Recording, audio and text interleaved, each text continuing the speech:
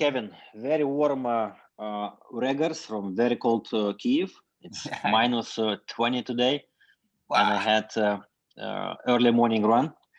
Nice. And once again, I'm convinced, that there is no bad weather for running if you have a proper outfit. People say Canadians must be tough, but what we say is we're not tough. We just know how to buy the right clothes. Yeah, good shoes and other stuff helps a lot. Kevin, the objective of this call is to introduce you, of course, to our prospective students and to talk about the course that you will be teaching. Yep. So if you will allow me, I will briefly introduce you, and then we'll speak about the course. Perfect. So Kevin was a professor at INSEAD since 1992, management professor. Mm-hmm. And then he decided to move for Wharton in 2017. That's, of course, a huge loss for INSEAD and great gain for Wharton. I'm congratulating Wharton with this. Uh-huh. And the reason is that Kevin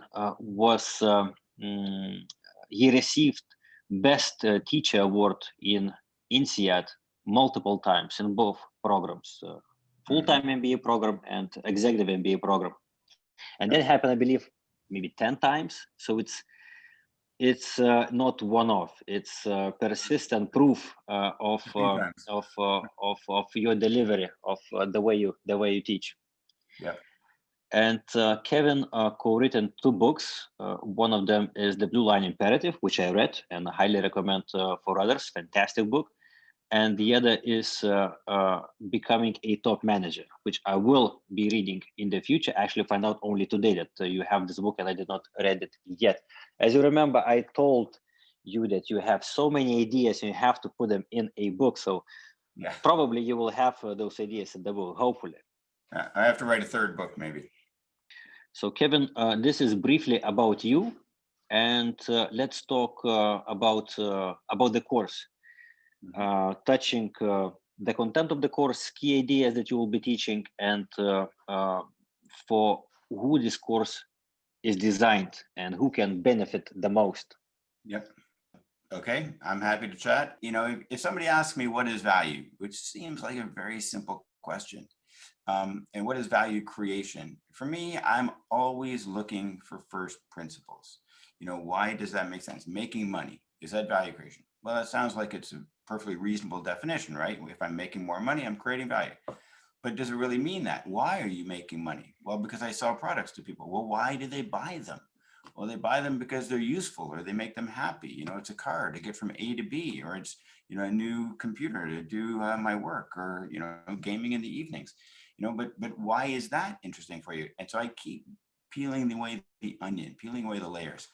And so for me, when I talk about value, I want to put it into the context of a bigger picture. And I want to really know, for me, if you're creating value, it means you have a future as an organization, as a person. It means people want to keep you around. It means society will continue to support you. And so why would they keep you around if you're creating value? There must be a benefit.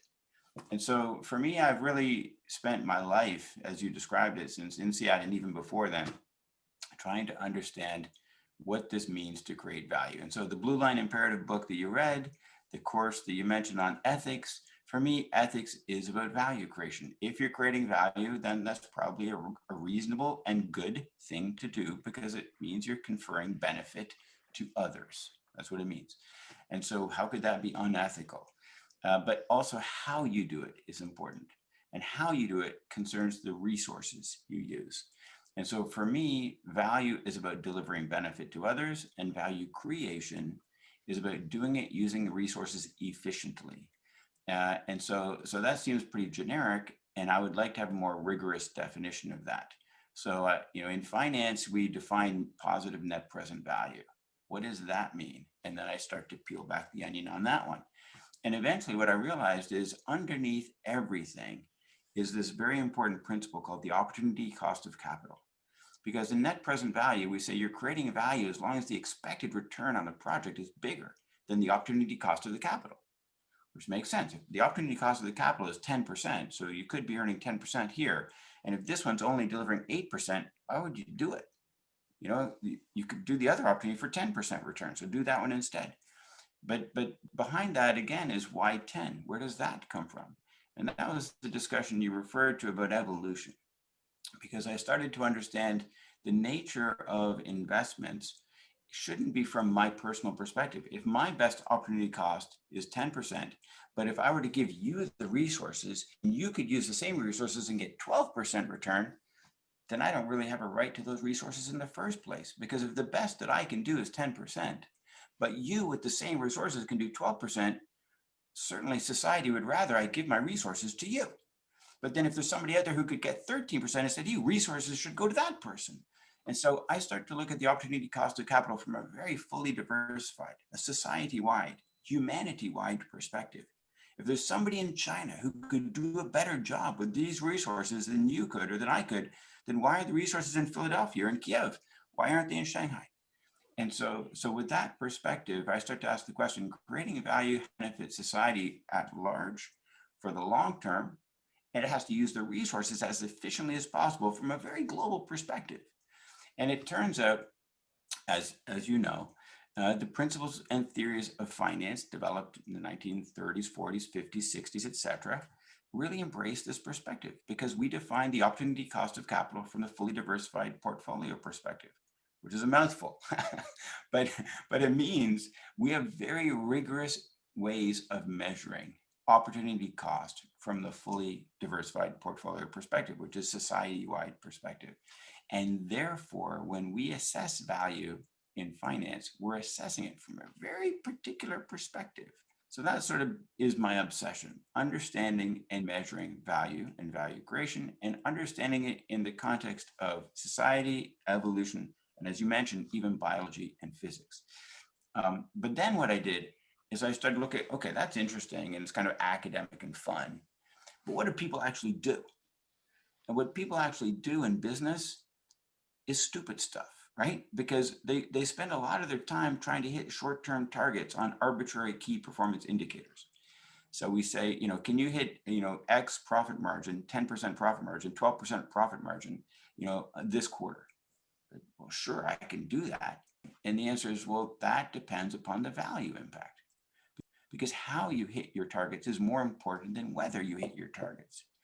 And so that took me down to a discussion of how managers think about managing the company, how they incentivize their people to manage the companies, and at the very tops of the organizations, what is the governance structure? Why are so many companies oriented around short-term targets on simplified KPIs?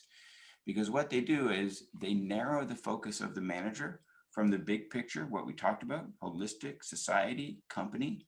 They narrow that focus to your division, your function, your role, and these short-term targets on these simple KPIs. And so instead of looking at long-term and holistic value creation, you're looking at arbitrary targets on simple KPIs that narrow your focus and shorten your horizon. And I thought, everybody knows that's stupid, but everybody's doing it. So why? And it has to do with a whole lot of things. But again, you can't just look at the current company. You can't look at the current society. You can't look at Ukraine today or America today or France today. You need to look back in time. This comes from cultural changes over centuries and longer. And so I started to study again, why is it that humans ended up with the governance structures that they currently have?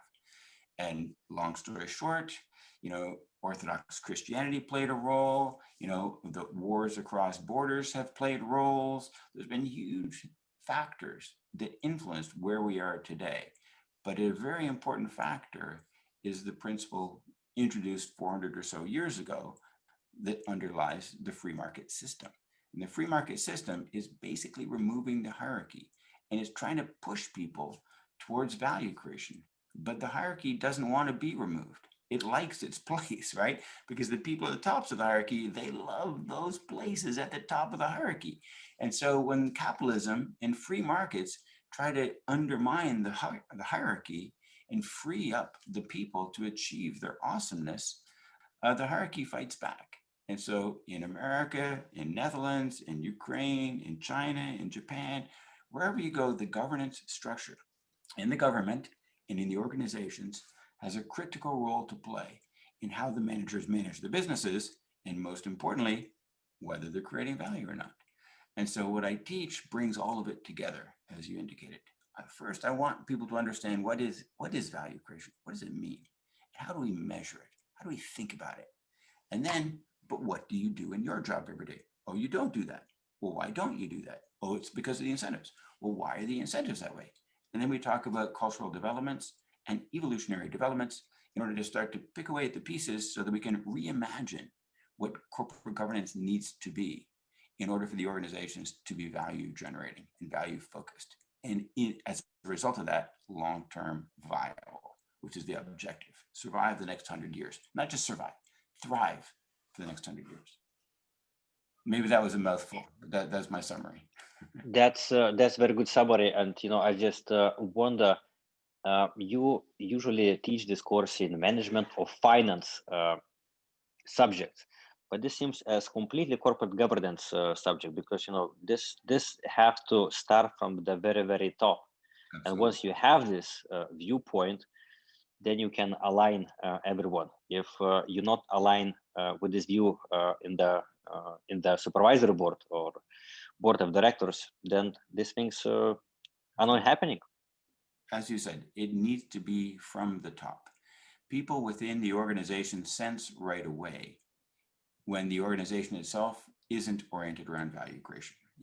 What I've tried to explain, and what I'm happy to explain further, the principle of the opportunity cost of capital, to me, is biological. It's inside of us. We all sense that the resources we're using, including our own energy, could be doing something else. It has an opportunity cost. And if my resources, my energy, me, could be doing something better for society somewhere else, then I won't like my organization. I'll be sensing there's something wrong with it. And I'll feel this tug to go to this other organization where my energy would be better used. And so I look towards the people at the top and ask, why are you doing this? What's wrong at the top that you're causing me to feel badly about what I do with my energy every day? Eventually, we lose morale, we lose enthusiasm, we lose engagement when we fail to even want to go to work. And even when we do go to work, we don't really do our jobs. We just sit around waiting to get paid. And so we have to think about what we could change at the very top. What I've learned over time, because I have the great fortune of teaching lots of executives, is they also feel trapped. So the people that, in the lower levels of an organization, they feel like, they're being told what to do and they don't have choices. But I meet so many CEOs who feel the same way. It's extraordinary. And then you meet members of the board and they feel the same way. People don't realize they have choices. People don't recognize the discretion that they have to change things. And so one of the things that I try to do is inspire people to recognize, yes, it is this way. I'm not going to argue that, but you can change it. There's a lot you can do to change this in your part of the company, in the whole company, and also in society. Don't get me wrong. I don't expect it to be easy, because part of our discussion is the evolution of cultures over hundreds of years. That doesn't change in a day, but that doesn't mean you're stuck with it. It wasn't always this way, and it won't always be this way. Why not play a role? And so I teach about how to take just the part that you have influence over. You can't change everything, but the part you have influence over. And then what do we do here and how do we do it? And that's sort of what I want people to feel at the end of the workshop. It's massively difficult to change because of cultural and because of what you discussed, because of evolution as well, because people tend to have two objectives at the same point. They need to do one thing for the benefit of them, but they doing other thing and explaining why they're doing that thing. And I don't want to give a spoiler alert, but I think this Fire the Farmer story, and I hope you're still using this story. Absolutely. The firing farmers, one thing we've all noticed, doing the right thing, do the right thing, right? What does that mean? And it usually means some kind of short-term pain. It's like you're going for your run in -20. Who gets up early in the morning and goes for a run in -20? Well, people do, and they do it in order to have long-term benefit. There's also the short-term benefit. You feel good about the fact you did the right thing. But at the end of the day, if that results in you getting fired or being freezing for an hour, who wants to do the right thing if I end up having feel freezing for an hour? The answer is, well, people do.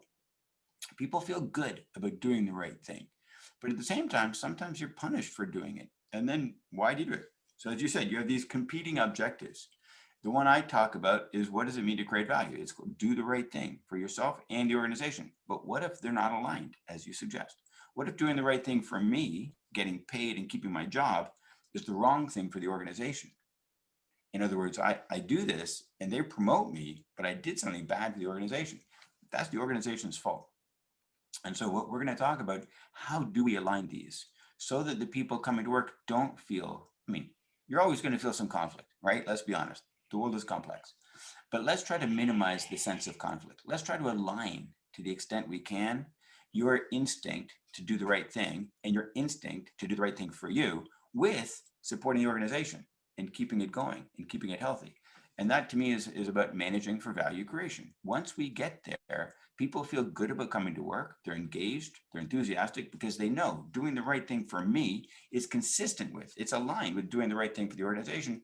And now we're thriving. And I call this go to Google. Why do you want to go to Google? Well, and maybe Google isn't the right one anymore, right? Maybe there's a new one. But in our generations, every couple of years, there's a new company that really represents the embodiment of this alignment of creating value and delivering for the people. Netflix has a great culture. You can read about it in a book by one of my colleagues at INSEAD, Aaron Meyer. And the book is No Rules, Rules. And we're going to talk about this principle in the course because I wrote a case now 11 years ago called Gore about the W company. And they had this culture like Netflix, but decades before Netflix. Of Gore, William Gore, he started this company in 1959, and he has a culture where there is no hierarchy. There's no hierarchy.